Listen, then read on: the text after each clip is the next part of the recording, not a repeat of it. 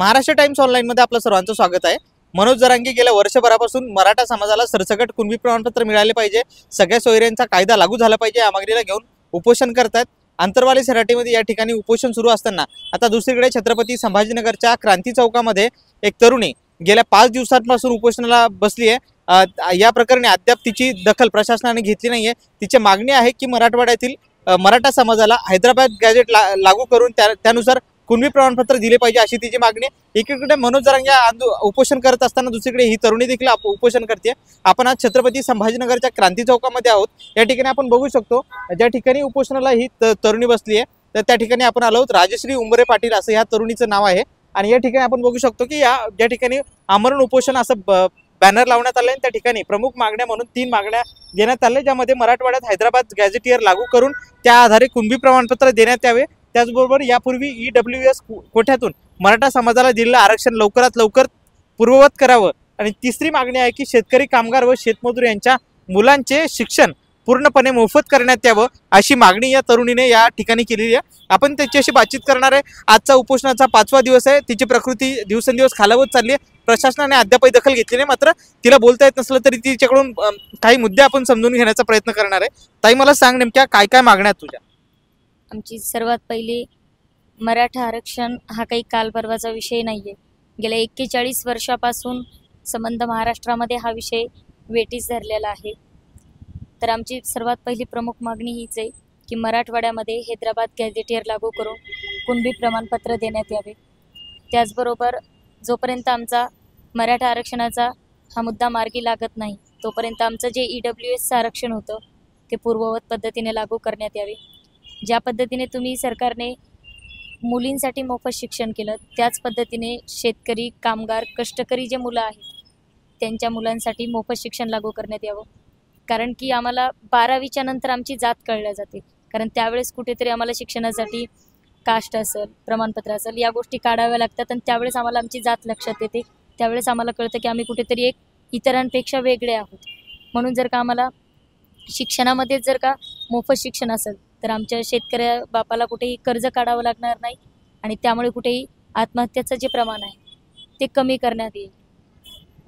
मला एक सांग, आता तू सध्या विद्यार्थी दशेतून जातीये, तू या सगळ्या याच्यातून जातीये, तर मराठा समाजाच्या मुलांना सध्या काय अडचणी येत आहेत, काय तुझ्याकडे काही त्या संदर्भात तक्रारी आल्यात?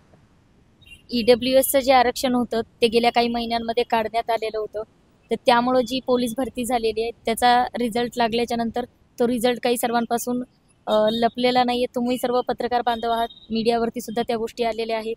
आपण परभणीमध्ये जर का बघितलं तर आमच्याकडे त्या विद्यार्थ्यांचे पण नावं आहेत, त्यांचे पण दाखले आहेत की ज्यामध्ये 22च्या 22 जागांपैकी एकही जागा मराठा समाजाच्या तरुणाची तिथे भरलेली नाही आहे। फक्त आणि फक्त त्याला कारण होतं की त्यांचं EWSचं आरक्षण काढण्यात आलेलं होतं। आता हे जे तरुण आहेत हे सगळ्या अडचणी येतात तर काय भावना आहेत त्यांच्या, काय सांगशील? त्यांच्या तीव्र भावना एवढ्याच आहेत की आमचं EWSचं आरक्षण त्यांनी पूर्ववत लागू करायला पाहिजे, की जेणेकरून आज आपण पाहतोय की शिक्षणापासून तर मुलं वंचित राहत आहेत का, तर फक्त शिक्षणाच्या कॉलेजच्या त्यांच्या फीस जास्त आहेत। पण जर का मेरिटमध्ये येऊन सुद्धा फक्त शैक्षणिक आरक्षण नाही आहे, म्हणून जर का त्यांचं नुकसान होतंय।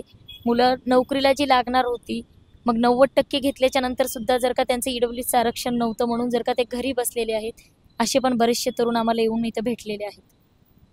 बरं, तू आता हे उपोषण सुरू केले 5 दिवस झालेत, मात्र दुसरीकडे जर बघायचं झालं तर मनोज जरांगे पाटील गेल्या वर्षभरापासून त्यांचं उपोषण सुरू आहे।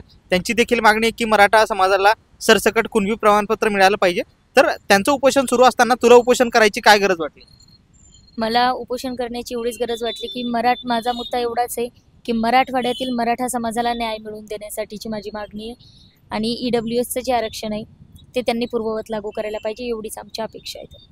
तुझी मागणी मान्य आहे आम्हाला की तुझी मागणी आहे, पण मनोज जरांगे हे सगळ्या आमच्या गोरगरीब मुलांना, कष्टकरी जे समाज आहे त्यांना आरक्षणापासून वंचित ठेवलं एवढ्या वर्षापासून, त्यामुळे आम्हाला अडचण येतं। आमच्या बाळांसाठी आम्ही आरक्षणासाठी लढा देतो असं ते वारंवार सांगताय। मग दुसऱ्या बाजूने तुला आंदोलन किंवा उपोषण करण्याची का वेळ आली? कारण की गेल्या वर्षभरापासून आंदोलन चालू असल्याच्या नंतर सुद्धा आणखीन कुठेही न्याय भेटलेला नाहीये। मग त्याच लढ्यामध्ये एक मुलगी म्हणून, एक तरुणी म्हणून ज्या पद्धतीने सावित्री जिजाऊच्या लेकींचा एक आदर्श घेऊन त्यामुळे मी हा लढा उभा केलेला आहे। मग आता मनोज जरांगे जी मागणी करताय किंवा त्यांच्या ज्या मागण्या आहेत तर त्या मागण्यांच्या बाबतीत तुझं काय मत आहे? नाही, आमचा त्यांना पाठिंबाच आहे, त्याबद्दल माझं काही मत नाही. त्यांना पाठिंबा असेल तर तुला उपोषण करायची का गरज वाटते? मी जसं की सांगितलं की आपला सुद्धा या लढ्यामध्ये एक हातभार असला पाहिजे आणि एक विद्यार्थी म्हणून आमच्यावरती जो अन्याय झालेला आहे त्या अन्यायाला वाचा फोडण्यासाठी आणि सर्वात पहिलं मराठा आरक्षणाचा मुद्दा ज्या क्रांती चौकातून उभारणी झाली मराठा आरक्षणाची, त्याच क्रांती चौकामध्ये येऊन मला परत एकदा आंदोलन करण्याचं, उपोषणाला बसण्यासाठी, कारण की हे एवढं निर्दयी सरकार झालेले की गेल्या वर्षभरापासून हा विषय मार्गी लागलेला नाही आहे. मग त्यामुळे आम्ही फक्त मराठवाड्यापुरतीची ही मागणी केली. मला सांग, आता तू म्हणते की त्यांच्या मागणी, मनोज जरांगेच्या मागणीला तुमचा पाठिंबा आहे, तर तू तू एकीकडे उपोषण करतेय, ते एकीकडे करतायत, तर असं दोन्ही बाजूला याचं विभाजन होऊन जी काही मराठा समाजाची ताकद आहे ती विभागली जायला असं वाटत नाही तुला? मराठा समाजाची ताकद कधीही विभागल्या जाऊ शकत नाही, कारण की मराठा समाज हा नेतृत्व करणारा आत्तापर्यंतचा इतिहासामध्ये दखल आहे मराठा समाजाची.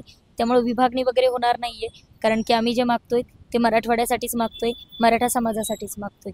त्यामुळे सरकार जेवढ्या लवकरात लवकर दखल घेईल तेवढं त्या गोष्टीसाठी आमचा पण सरकारला तेवढंच एक सांगणं आहे की तुम्ही सुद्धा ज्या पद्धतीने एक लाडकी बहीण योजना आणली, तर माझं सरकारला असं विनंती आहे की मी सुद्धा त्यांची एक लाडकी बहीणच आहे, पण मी लाडकी बहीण म्हणून स्वतःसाठी काही मागत नाही आहे. ते संबंध माझ्या मराठा बांधवांसाठी, माझ्या मराठा तरुणांसाठी, फक्त मराठवाड्यातील मराठा समाजाला आरक्षण मागते.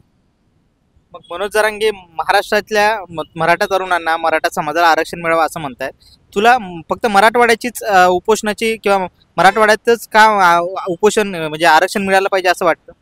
मराठवाडा नेहमी प्रत्येक गोष्टींपासून वंचित राहिलेला आहे.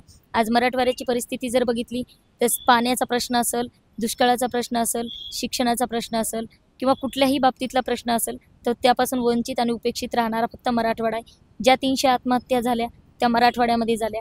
सर्वात पहिली मराठा आरक्षणाची ठिणगी जर का कुठे पेटली असेल तर ती माझ्या मराठवाड्यामध्ये पेटलेली आहे. मग माझा प्रश्न आहे की असं कोणाला वाटतं पश्चिम महाराष्ट्र, विदर्भ, खानदेश या प्रकारच्या या जे विभाग आहेत त्यांना वाटतं का की मराठवाड्याला सर्वात पहिलं आरक्षण भेटू नये म्हणून? ज्यावेळेस आमचा मराठवाडा स्वतंत्र झाला, तो स्वतंत्र होताना सुद्धा 13 महिने उशिराने स्वातंत्र्य हे मराठवाड्याला भेटलं. कुठलेही अटी शर्ती न लावता मराठवाड्याने स्वातंत्र्य घेतलं. मग या मराठवाड्याला जर का सर्वात पहिले आरक्षण दिलं जात असेल तर कुठल्या मराठा बांधवाला असं वाटेल की माझ्या मराठवाड्याला सर्वात पहिलं आरक्षण भेटू नये? दुसरीकडे बघायचं झालं तर मनोज जरांगे सातत्याने वर्षभरापासून उपोषण करताय, त्यांना वेळ दिला जातोय, ते कधीतरी उपोषण मागे घेतात, वेळ दिल्यानंतर आणि नंतर पुन्हा उपोषण बसतात. तर या सगळ्या प्रोसेसमध्ये वेळ जातोय, समाजाला काही हाती पदरी पडत नाही, त्यामुळे तुम्हाला पुन्हा उपोषण करावं लागतं असं तर काही कारण नाही? नाही, त्यांचा लढा ते त्यांच्या पद्धतीने लढतायत, पण आमचं जे EWS आरक्षण होतं ते गेल्यामुळं मला हा लढा परत एकदा उभा करावा लागलेला आहे, कारण की त्यामधून खऱ्या अर्थानं खूप मुलांचं एक नुकसान झालेलं आहे. जे भरतीपासून वंचित राहिलेले मुलं इथं, त्यांना नोकऱ्या लागल्या असत्या, पण त्या नोकऱ्यापासून आज ते घरी बसून आहेत. त्यानंतर जर का तुम्ही बघितलं तर EWS आरक्षण हे खरंच आमच्या शैक्षणिक दृष्टिकोनातून खूप महत्त्वाचं आहे. आणि माझं एवढंच म्हणणं राहणार आहे की येत्या 17 सप्टेंबरपर्यंत जर का शासनाने आमच्या ह्या मागण्या मान्य नाही केल्या तर आमचा एकतर 17 सप्टेंबरला मराठवाडा मुक्ती संग्राम दिन असतो, त्या दिवशी आमचा मराठवाडा स्वतंत्र करून द्या.